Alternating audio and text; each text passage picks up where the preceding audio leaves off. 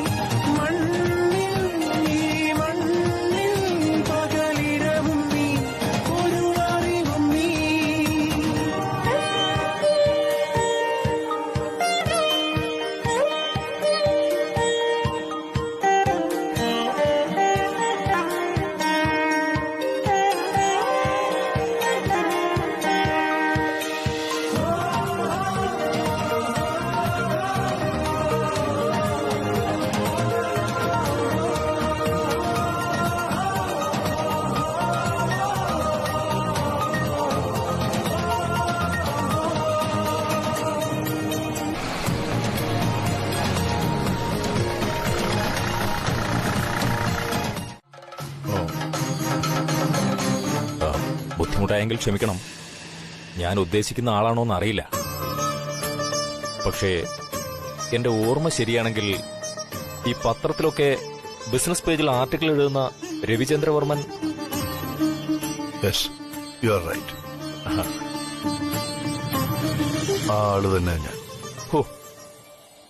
അപ്പോ എന്റെ ഊഹം തെറ്റിയില്ല. ഇനി ആളെങ്ങാനും മാറി ചോദിച്ച് മോശക്കാരനായി പോകുമെന്നൊരു സംശയം എനിക്കുണ്ടായിരുന്നു.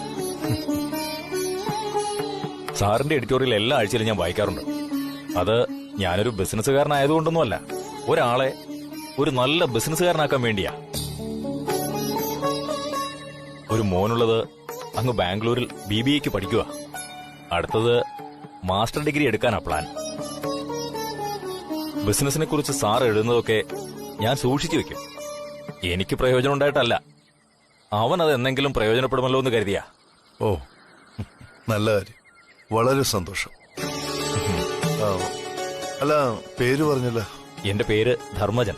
ഓ, ടോപ്പ് ഡിവിഷനിലാ താമസം. അത്യാവശ്യം കൃഷിയും കാര്യങ്ങളൊക്കെയാണ് ഇവിടെ പരിപാടി. ഈ ക്ഷേത്രത്തിന്റെ ഇപ്പോഴത്തെ സെക്രട്ടറിയും ഞാനാണ്. ഓ, എപ്പോഴും ഈ ചുറ്റുവട്ടത്തൊക്കെ തന്നെ കാണും, നാട്ടുകാർക്ക് അല്ലറ ചില്ലറ സഹായങ്ങളൊക്കെ ആയിട്ട്. പരിചയപ്പെട്ടതിൽ വളരെ സന്തോഷം ധർമ്മജൻ ചേട്ടാ. ആയിക്കോട്ടെ, എന്നാ ഞങ്ങൾ ഇറങ്ങിക്കോട്ടെ. ഇപ്പോഴെങ്കിലും തിരിച്ചാല് നേരത്തെ വീടെത്താൻ പറ്റൂ. അയ്യോ, നിങ്ങൾ മടങ്ങി പോവാണോ? പുണ്യപീഠത്തിലേക്ക് പോകുന്നില്ലേ? പുണ്യപീഠോ? അതെ, മലയുടെ മുകളിൽ മഹാദേവൻ പ്രത്യക്ഷപ്പെട്ട പുണ്യപീഠത്തിലേക്ക് പോകാതെ മടങ്ങുകയാണോ? സാധാരണ സാറിനെ പോലെ ദൂരത്തുനിന്ന് വരുന്നവരൊക്കെ പുണ്യപീഠത്തിലേക്കാ പോകാറുള്ളത്.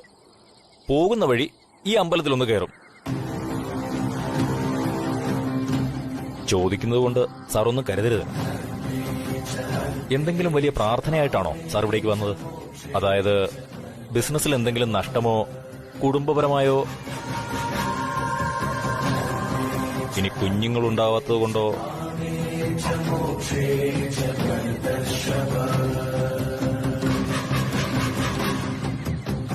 വിഷമമായെങ്കിൽ ക്ഷമിക്കണം. എന്ത് കാര്യമായാലും ശരി, പുണ്യപീഠത്തിലെത്തി ഒന്ന് പ്രാർത്ഥിച്ചാൽ മാത്രം മതി. ഏത് വലിയ പ്രശ്നമായാലും അതിനുടനടി പരിഹാരം ഉണ്ടാവും. അത് ധർമ്മൻ ചേട്ടാ, കുഞ്ഞിന്റെ കാര്യത്തിന് വേണ്ടി തന്നെ ഞങ്ങൾ വന്നത്.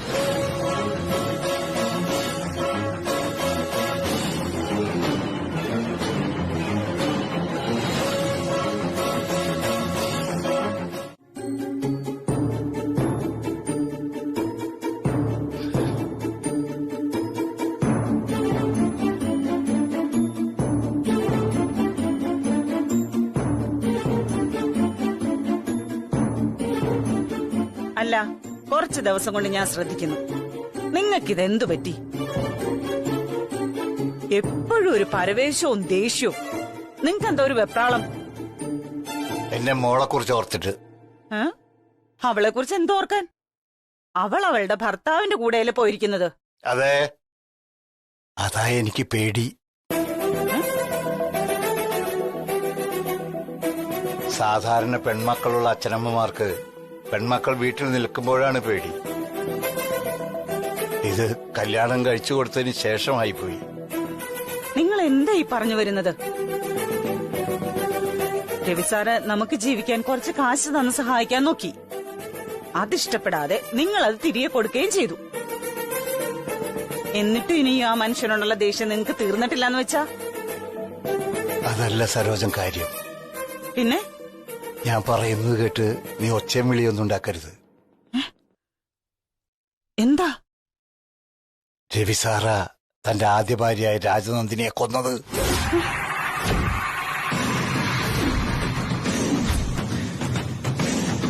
അത് നമ്മുടെ മോൾക്ക് സംഭവിക്കുമെന്ന് ഞാൻ ഭയപ്പെടുന്നു സരോജം. ഓഹോ, കൊള്ളാം. പണ്ടൊരു തവണ അയാൾ പറഞ്ഞത് വിശ്വസിച്ച് ശ്രീയുടെ അച്ഛൻ ഇവിടെ കാണിച്ചു കൂട്ടിയൊന്നും മറന്നിട്ടില്ലല്ലോ. എന്നിട്ട് അതിലൊരു കഴമ്പും ഇല്ലാന്ന് മനസ്സിലാക്കിയതിന് ശേഷമാണ് ശ്രീയുടെ അച്ഛൻ അവരുടെ വിവാഹത്തിന് സമ്മതിച്ചത് തന്നെ. അല്ലെങ്കിൽ തന്നെ തലയ്ക്ക് സുഖയില്ലാത്ത ആള് പറയുന്നത് വെച്ചാണോ രവിസാറിനെ നമ്മൾ അളക്കേണ്ടത്? എനിക്ക് ഉറപ്പുണ്ട് അതൊക്കെ അയാള് വെളിവില്ലാതെ പറഞ്ഞു നടക്കുന്നതാണ്. മനോരോഗം ബാധിച്ച ഒരാൾ പറയുന്നതും രാത്രി മയക്കത്തി കണ്ട സ്വപ്നവും നമ്മുടെ മോളുടെ തലവിധിയും ഒരുമിച്ച് കൂട്ടിക്കെട്ടേണ്ട ശ്രീടച്ചൻ. മനസ്സിൽ എന്തെങ്കിലും ഒരു സംശയം ഉണ്ടായ പിന്നെ കാണുന്ന പ്രവൃത്തികൾ മുഴുവനും അതുമായി താരതമ്യപ്പെടുത്താനേ എല്ലാവരും ശ്രമിക്കും. നമ്മുടെ നിവൃത്തികേട് മനസ്സിലാക്കി നമ്മളെ സഹായിക്കാൻ പൈസ കൊടുത്തുവിട്ടതടക്കം. എന്തിന്? നമ്മളിപ്പോ ഈ വീട്ടിൽ നിൽക്കുന്നതിന് പോലും കാരണക്കാരനായ ആ മനുഷ്യനെ ഒരു തരത്തിലും വിഷമിപ്പിക്കുന്ന കാര്യം ചിന്തിക്കുന്നത് പോലും ഈശ്വരൻ ക്ഷമിക്കില്ല. ഓർത്തോ? എന്താടോ? പുണ്യപീഠത്തിലേക്ക് ഞാൻ പോണെന്ന് പറഞ്ഞത് സാറിന് ഇഷ്ടായില്ലേ? ഏയ്, അങ്ങനൊന്നുമില്ല. അതെന്താ ഇപ്പൊ അങ്ങനെ ഒരു ചോദ്യം? ഞാൻ ചോദിച്ചേ ഉള്ളൂ. സംശയം ഒന്നും വേണ്ട. പൂർണ്ണ സമ്മതത്തോടും തൃപ്തിയോടും തന്നെ ഞാൻ പോകാമെന്ന് സമ്മതിച്ചത്. പ്രശ്നങ്ങളൊക്കെ ഒരു പരിധി വരെയെങ്കിലും ഒഴിഞ്ഞു നിൽക്കുന്നെങ്കിൽ അങ്ങനെ ആയിക്കോട്ടെ എന്ന് കരുതി. ഒരു പരിധിയും വെക്കണ്ട സർ. നമ്മുടെ പ്രശ്നങ്ങളെല്ലാം മാറ്റിയെടുക്കണം. എന്റെയോ സാറിന്റെയോ ജന്മദോഷങ്ങൾ കൊണ്ട് ഇനിയൊരു ജീവന്റെ തുടിപ്പിന് കൂടി നമ്മൾ നശിപ്പിക്കാൻ പാടില്ല. ഇത്രയും നാള് നമ്മുടെ ജീവിതത്തിൽ സംഭവിച്ച വിധികളെയെല്ലാം ചവറ്റുകുട്ടയില് ചുരുട്ടിയെറിയാം. ഈ യാത്രയോട് കൂടി നമ്മളൊരു പുതിയ ജീവിതം തുടങ്ങണമെന്നും ഞാൻ ആഗ്രഹിക്കുന്നു. തനിക്കെല്ലാം മറക്കാൻ പറ്റുന്നത് തന്നെ വലിയ കാര്യം. അതുതന്നെയായിരുന്നു തന്നെയും കൊണ്ടുള്ള എന്റെ ഈ യാത്രയുടെ ഉദ്ദേശവും. ആരൊക്കെ ചുറ്റും നിന്ന് എന്തൊക്കെ പറഞ്ഞ് നമ്മളെ പിരിക്കാൻ നോക്കിയാലും, പരസ്പരം പിരിയേണ്ടി വരുന്ന സന്ദർഭങ്ങളുണ്ടായാലും, പിരിയില്ലെന്ന നമ്മളുടെ വിശ്വാസത്തിൽ പടുത്തുയർത്താൻ പോകുന്ന പുതിയൊരു ജീവിതം, നീയും ഞാനും ചേരുമ്പോൾ ഉണ്ടാകുന്ന പ്രണയകാവ്യം പോലുള്ളൊരു ജീവിതം. ആണോ? ശരി. നീലഹസ്തിമലയുടെ മുകളിലുള്ള പുണ്യപീഠത്തിന്റെ കാര്യമാണോ മോള് പറഞ്ഞത്? ആ, അതന്നെ അതന്നെ. നീ ആ ഫോണിൽ തന്നെ.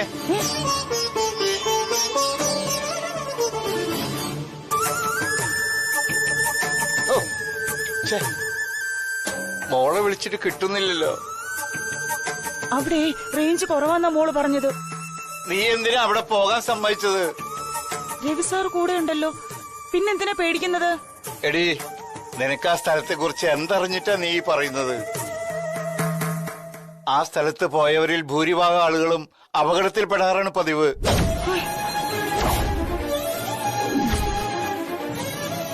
വളരെ ദുർഘടം നിറഞ്ഞ വഴിയാത്.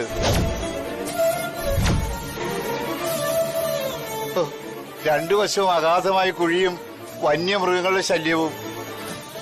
എന്റെ കരുക്കൂത്തിയമ്മേ, ഇത് ഞാൻ പത്രത്തിലോ മറ്റോ വായിച്ച അറിവാണ്. ഇനി നമുക്കറിയാൻ വയ്യാത്ത എന്തെല്ലാം കാര്യങ്ങൾ അവിടെ ഉണ്ടാവും.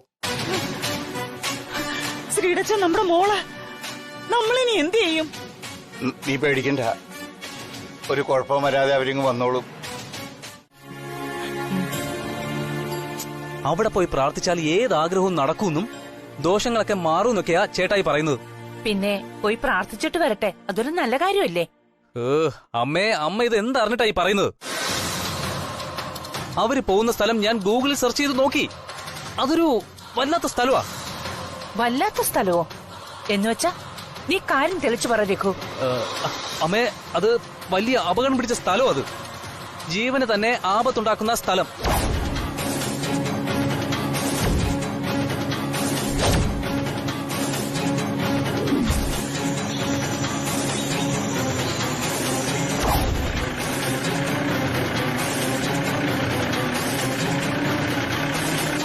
ദുർഘടം നിറഞ്ഞ വഴികളും മോശം കാലാവസ്ഥയും അവിടെ.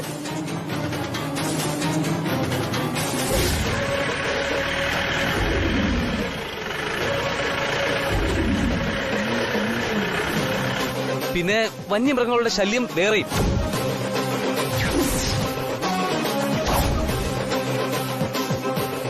അവിടെ പോകാനായിട്ട് റോഡ് പോലും ഇല്ല. കുത്തനെ കയറ്റമുള്ള മലമ്പാതയിലൂടെ ജീപ്പിൽ മാത്രമേ അങ്ങോട്ട് പോകാൻ പറ്റൂ. ഈശ്വര,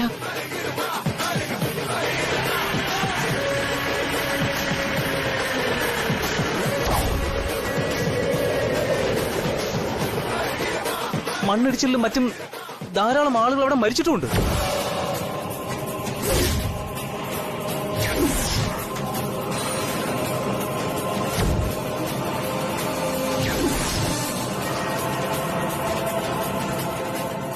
വീണ്ടും ഞാൻ ചേട്ടായി വിളിച്ച് പോണ്ടാന്ന് പറഞ്ഞതാ, പക്ഷെ ചേട്ടായി അത് കേൾക്കുന്നില്ല.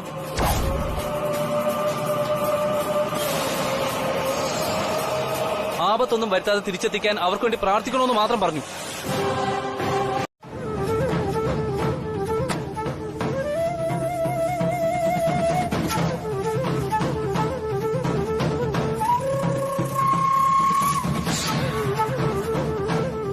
എന്റെ ഈശ്വര, കേട്ടതും അറിഞ്ഞതും സത്യമാണെങ്കിൽ വലിയ ആപത്തുണ്ടാകുന്ന സ്ഥലത്തേക്ക് അവര് പോയിരിക്കുന്നത്. പ്രതികൂല സാഹചര്യങ്ങൾ ഒന്നിലും പെടുത്താതെ സുരക്ഷിതമായി അവരെ രണ്ടുപേരും തിരിച്ചെത്തിക്കണം.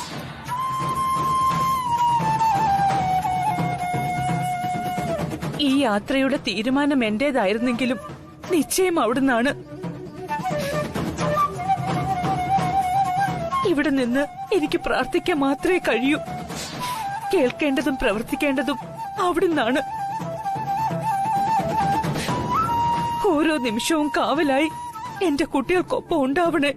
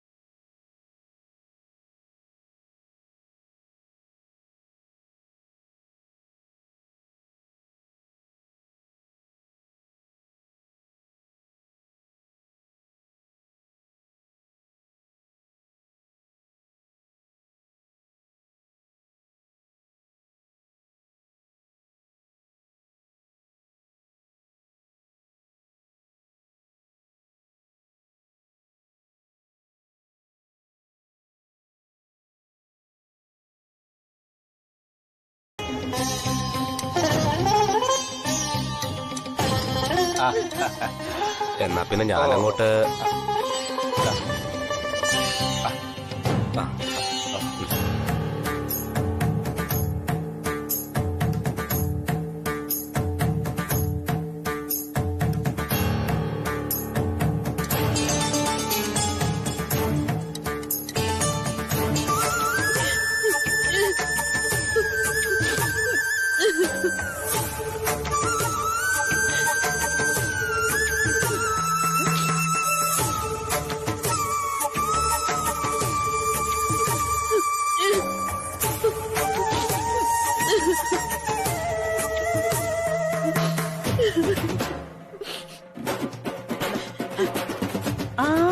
സാന്ദ്ര മാഡം വരണം വരണം. സാന്ദ്ര മാഡത്തിന് ഇത്തിരി പ്രസാദം കൊടുക്ക. സാന്ദ്ര മാഡം,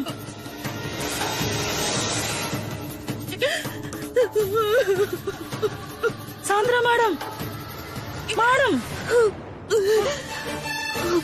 എന്താ എന്താ മാഡം? നിങ്ങൾ നടത്തിയ പൂജ വെറുതെ ആയി പോയല്ലോ സരോജാന്റി. എന്താ മാഡം? മാഡം എന്തായി പറയുന്നത്? പൂജ വെറുതെ ആയിരുന്നോ? എങ്ങനെ? സാറും ശ്രീലക്ഷ്മിയും സഞ്ചരിച്ച് നീലഹസ്തിയിലേക്ക് പോയ വാഹനം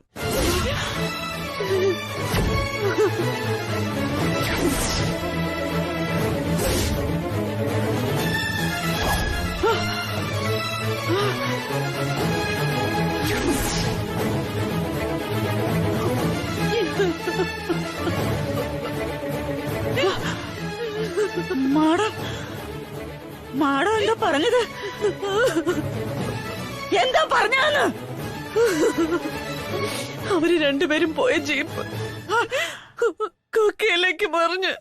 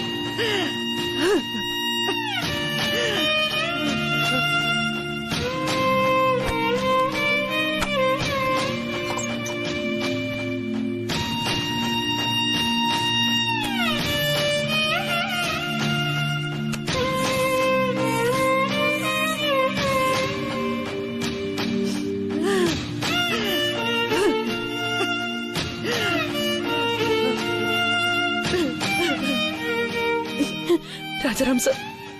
സാന്ദ്ര മാഡം, എന്തെങ്കിലും വിവരം കിട്ടിയോ? No madam. രാജാറാം സർ, അവർക്ക് എന്തെങ്കിലും പറ്റിയിട്ടുണ്ടാവോ? ഏയ് സാന്ദ്ര മാഡം, പേടിക്കാനൊന്നും ഉണ്ടാവില്ല. രവിയും ശ്രീലക്ഷ്മിയും തിരിച്ചു വരും, അതെനിക്ക് ഉറപ്പാ. ഇവിടെ ശ്രീലക്ഷ്മിയുടെ അച്ഛൻ കാര്യം അറിഞ്ഞ് തളർന്നു വീണു. ഡോക്ടർ വന്നിട്ടുണ്ട്.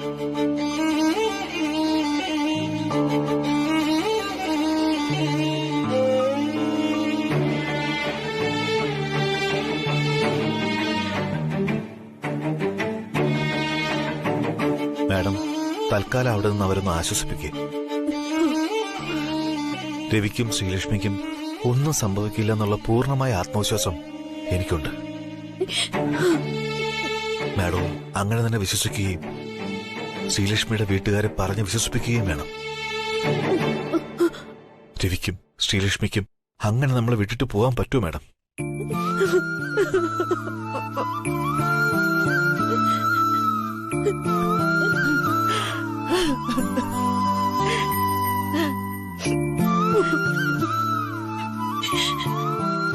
എല്ലാവരുടെയും പ്രാർത്ഥന അവരോടൊപ്പം ഉണ്ട്.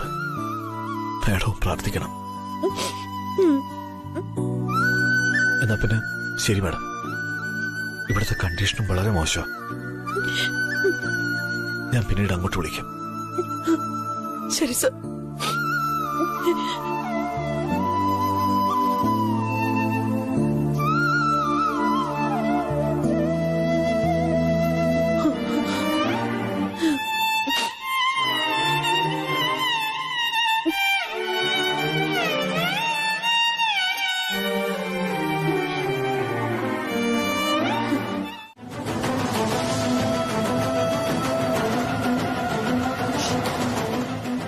ശ്രീലച്ച, നിങ്ങളെന്തിനാ വിഷമിക്കുന്നതും കരയുന്നതും? നമ്മുടെ മോള് നമ്മുടെ മോൾക്ക് എന്താ? അവള് രവിസാറിന്റെ കൂടെ അമ്പലത്തിൽ പോയിരിക്കല്ലേ?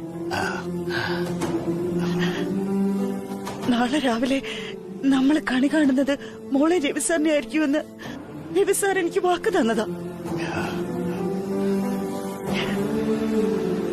ഇപ്പോ ആ വാക്കിൽ മാത്രം നമ്മൾ വിശ്വസിച്ചാ മതി.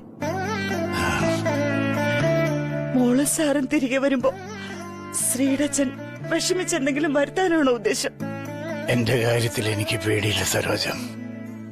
വേണേൽ എന്റെ ജീവനെടുത്തിട്ട് സാറിനെയും മോളെയും ഈശ്വരൻ രക്ഷിക്കണേ എന്ന് എന്റെ പ്രാർത്ഥന. യാത്ര ഒഴിവാക്കണമെന്ന് ഞാൻ കാല് പിടിച്ച് പറഞ്ഞതല്ലേ, കേട്ടില്ല? ശ്രീടച്ചൻ മതി. ഇനി ഇങ്ങനെ ഓരോന്നോർത്തും പറഞ്ഞു നിങ്ങൾ അസുഖം കൂട്ടരുത്. മോക്ക് താങ്ങും തണലുമായി അവളുടെ ഭർത്താവ് കൂടെയുണ്ട്. അവൾക്കൊന്നും പറ്റാതെ രവിസാർ നോക്കുകയും ചെയ്യും.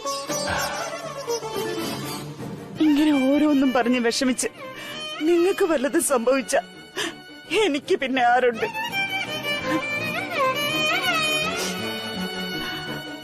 മോളുടെ കാര്യത്തിൽ എനിക്ക് വിശ്വാസമുണ്ട്. അതുകൊണ്ട് തന്നെ ഒട്ടും വിഷമവും തോന്നില്ല. പക്ഷെ നിങ്ങൾക്ക് എന്തെങ്കിലും സംഭവിച്ച പിന്നെ ഞാൻ ജീവിച്ചിരിക്കില്ല. കരിക്കോത്തി അമ്മയാണ് സത്യം. നിന്റെ ഉള്ളിലെ പിടച്ചിൽ എനിക്ക് മനസ്സിലാകും സരോജം.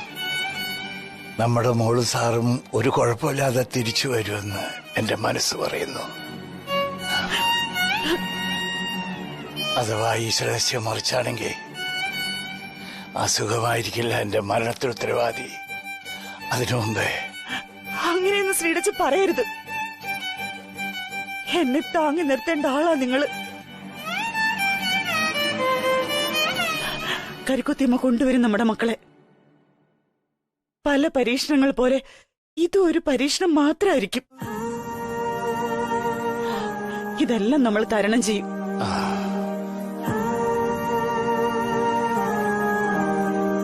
ശ്രീടച്ചൻ കുറച്ചു നേരം ബാക്കി എല്ലാ ചിന്തകളും മനസ്സിൽ നിന്ന് കളഞ്ഞിട്ട് ഒന്ന് ഉറങ്ങാൻ സാധിക്കുമോ നോക്ക്.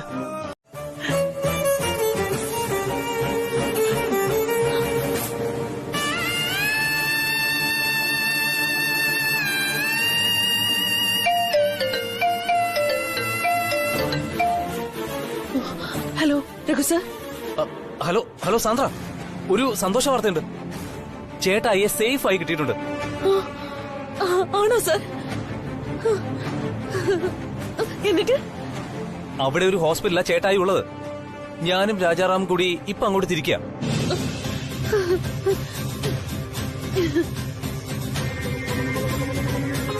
അവിടെ ചെന്നിട്ട് ചേട്ടായിയെ കണ്ടിട്ട് ഞാൻ വിളിക്കാം. Okay sir. രഘു സാറാ വിളിച്ചത്.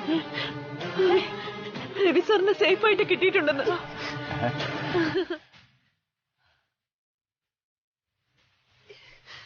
അവിടെ ഒരു ഹോസ്പിറ്റലാ സാർ ഉള്ളതെന്നും അവിടെ ചെന്നിട്ട് വിളിക്കാമെന്നും പറഞ്ഞു. ആണോ?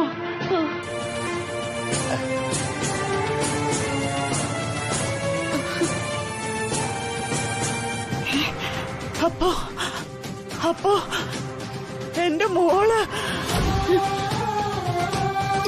ചേച്ചി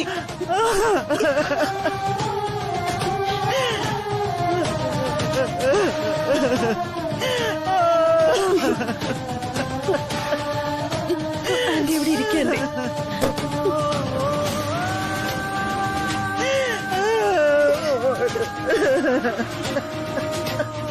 ആന്റി കരയല്ല.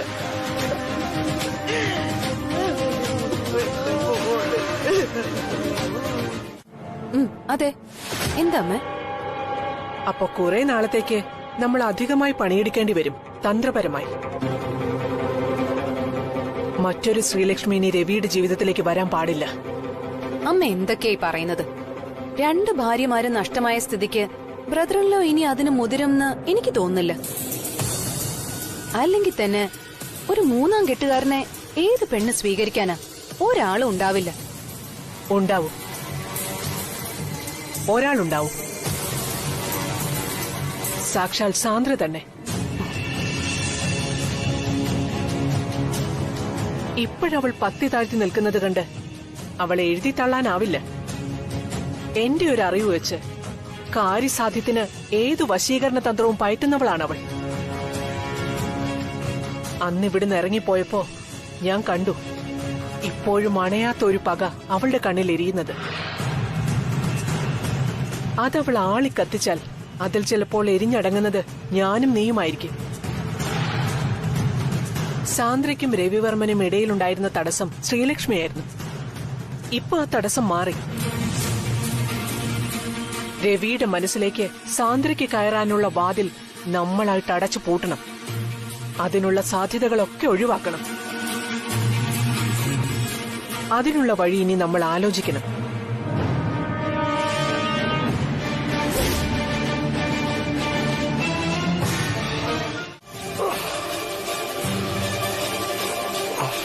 ആ അധ്യായം അവസാനിച്ചു എന്ന് കരുതുന്നതാവും ശരി.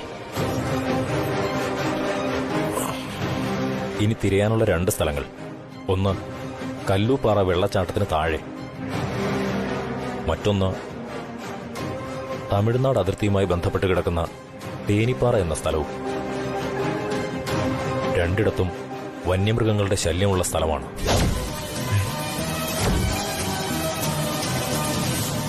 ഒരുപക്ഷെ ബോഡിയായിട്ടാണ് കിട്ടുന്നതെങ്കിൽ പോലും ഇതിനോടകം കടുവയോ ചെന്നായോ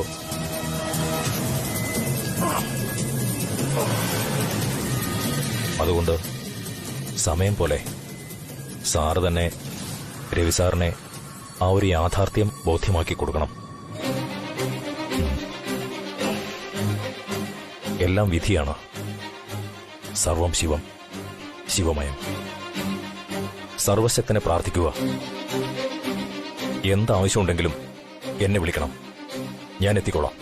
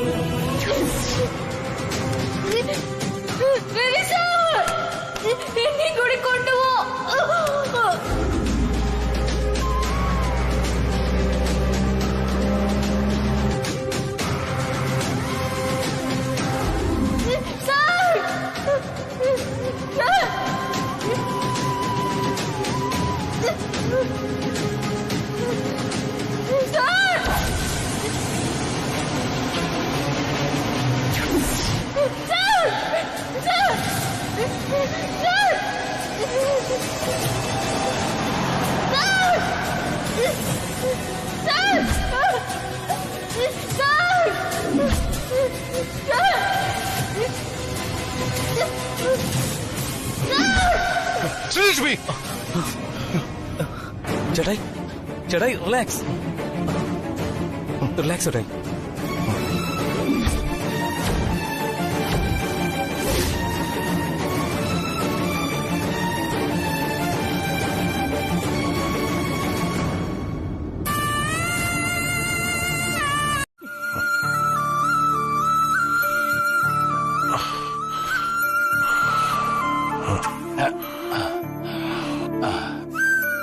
സാറേ, ശ്രീടച്ചൻ കിടന്നോളൂ. സാർ, എന്റെ മോള്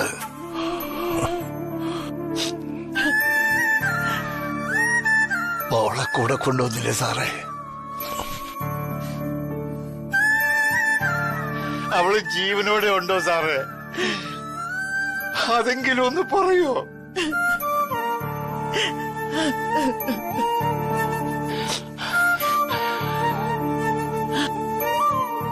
കിടക്കയിൽ നിന്ന് ഞാൻ ഇനി എഴുന്നേൽക്കുമെന്ന് തോന്നുന്നില്ല. മരണസൂചനകൾ എനിക്ക് കിട്ടിക്കഴിഞ്ഞു.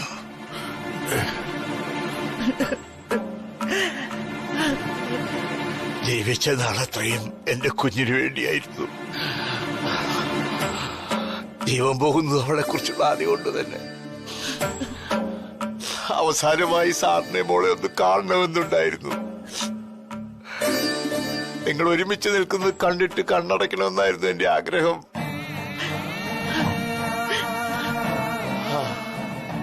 ഇനി അത് നടക്കുമെന്ന് തന്നെ എനിക്ക് ഉറപ്പില്ല.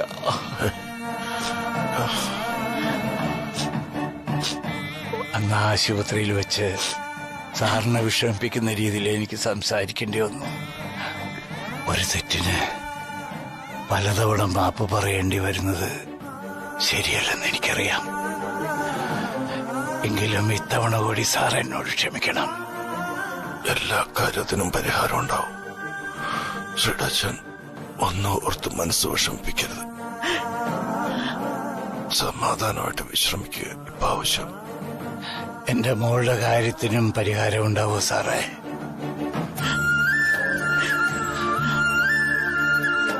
എന്റെ മോളെ ഒരു വട്ടം കൂടി എനിക്ക് കാണാൻ പറ്റുമോ?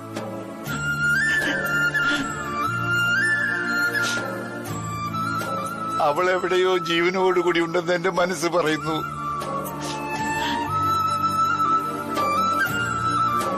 അവളെ കണ്ടെത്താനും കൂട്ടിക്കൊണ്ടുവരാനും സാറിന് മാത്രമേ കഴിയൂ. കൂട്ടിക്കൊണ്ടുവരില്ലേ സാർ? ഇനി അതിനു വേണ്ടി ഞാൻ കാത്തിരിക്കണോ?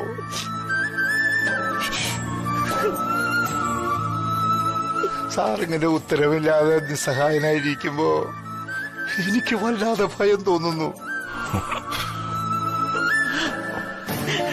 എന്റെ കാത്തിരിപ്പിന് അർത്ഥമില്ലെന്ന് തോന്നുന്നു.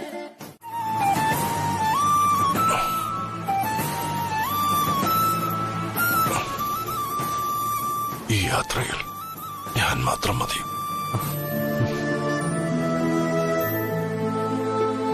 എന്റെ ഉള്ളിലെ ശ്രീലക്ഷ്മിയെ ഞാൻ തന്നെ കണ്ടെത്തിയിരിക്കും.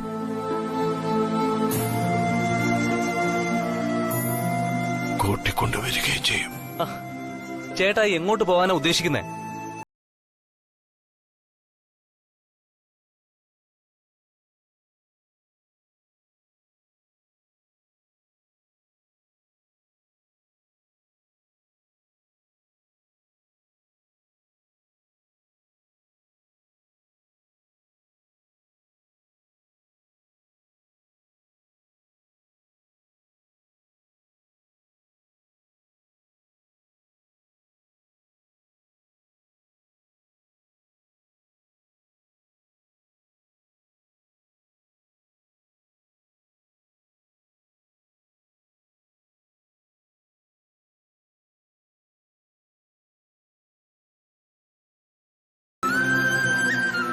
അതല്ല, മറിച്ചാണ് സംഭവിക്കുന്നെങ്കിൽ ശ്രീലക്ഷ്മിയെ പോലെ രവിയെ ഇനിയും ആരും കാണില്ല.